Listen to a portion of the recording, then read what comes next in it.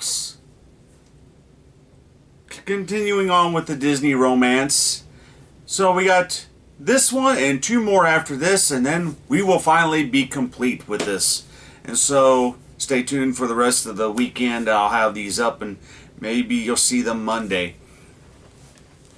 But this film that we're going to talk about today is the one that started it all.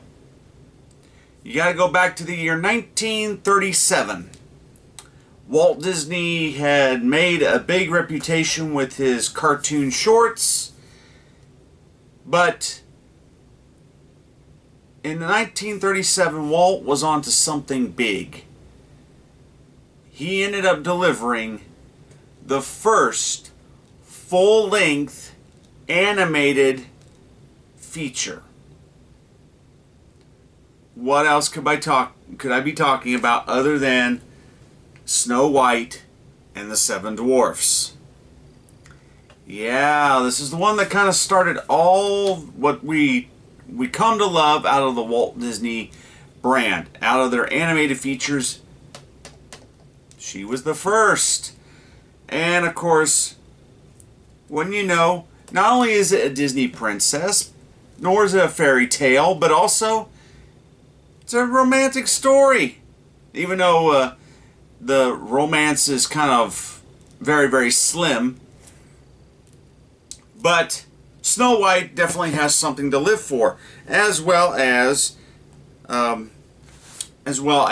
we have a villain who's the evil queen, who's a stepmother, and she is so jealous of Snow White that she makes her a handmaiden, sends her to clean the palace, and then every day that the queen, she consoles this magic mirror to say, you know, magic mirror on the wall, who's the fairest one of all?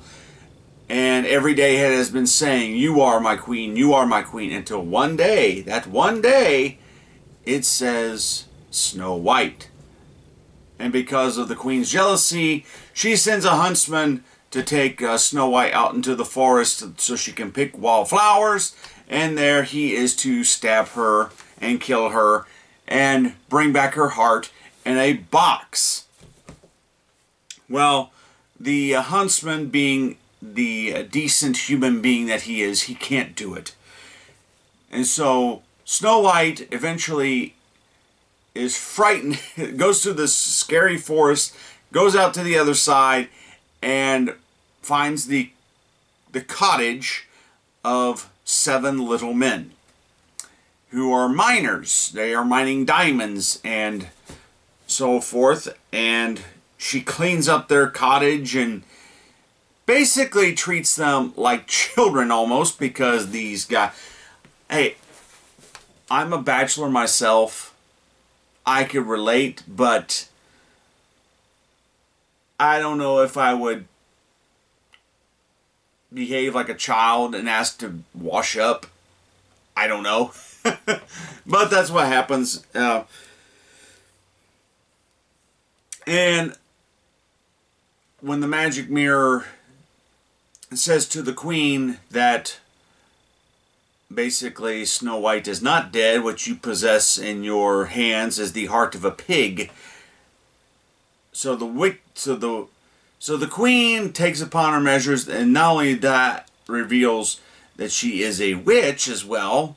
She casts a spell on herself, turning her into this ugly old crone, and creates another spell attached to an apple.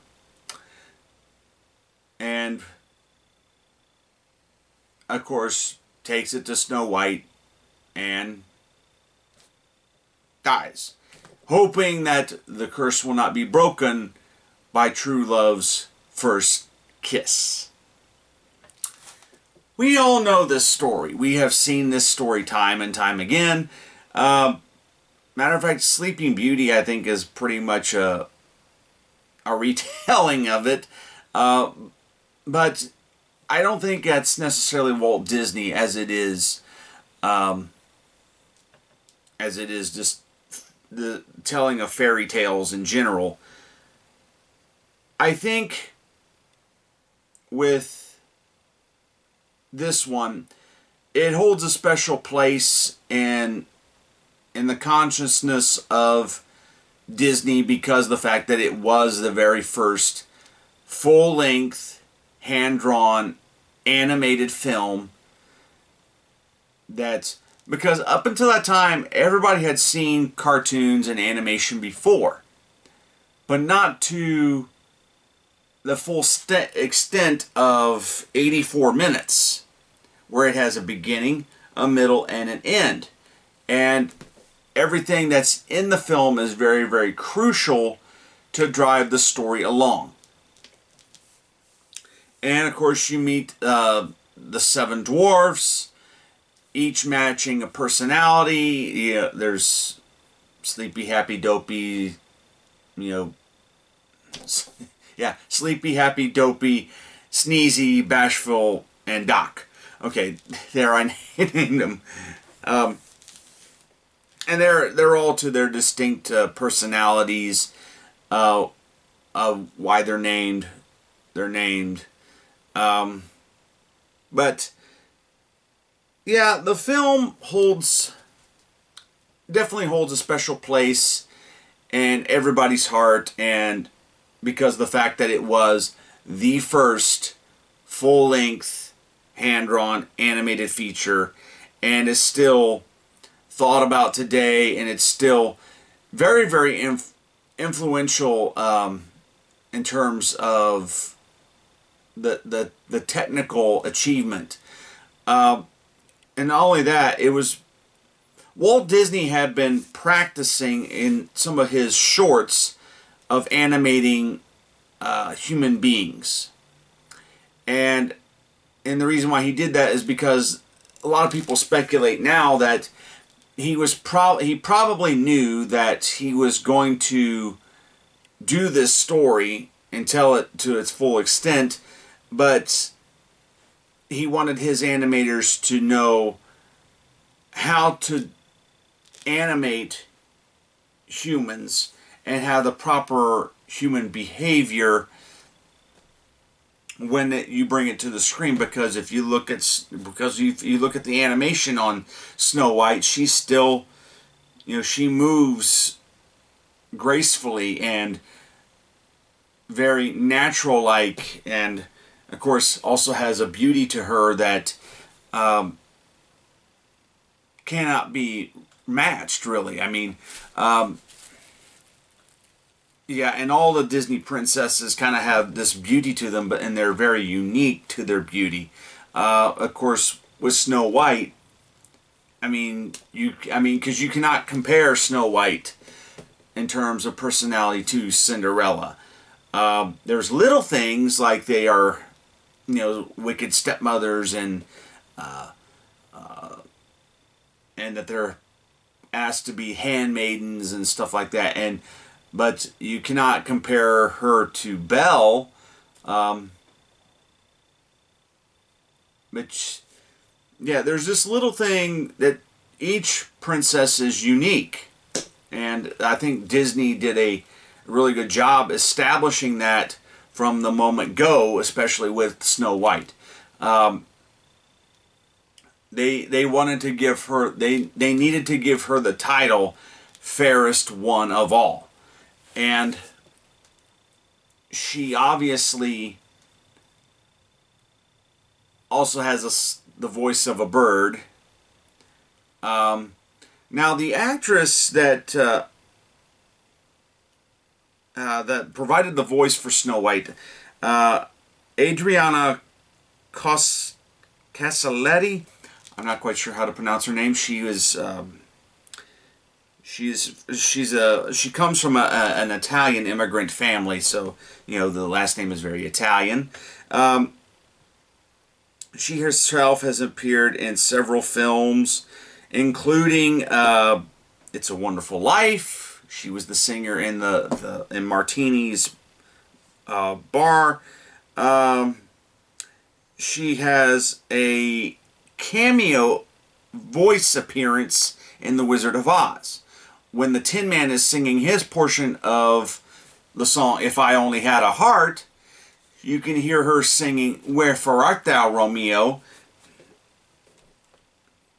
Yeah, and there's just several other films that she has been a part of as maybe a small role. But yeah, Snow White and the Seven Dwarfs. And it's probably been re-released countless times since its initial release in 1937. It had, I believe they said it's had a total of 9 theatrical releases from 1937 to present day. Now, you don't see it so much now because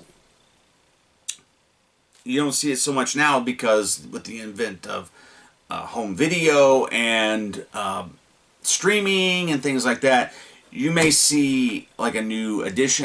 I think they have I do believe they do have a signature collection edition of Snow White, but this is the 2009 Blu-ray release of the Diamond Edition Blu-ray.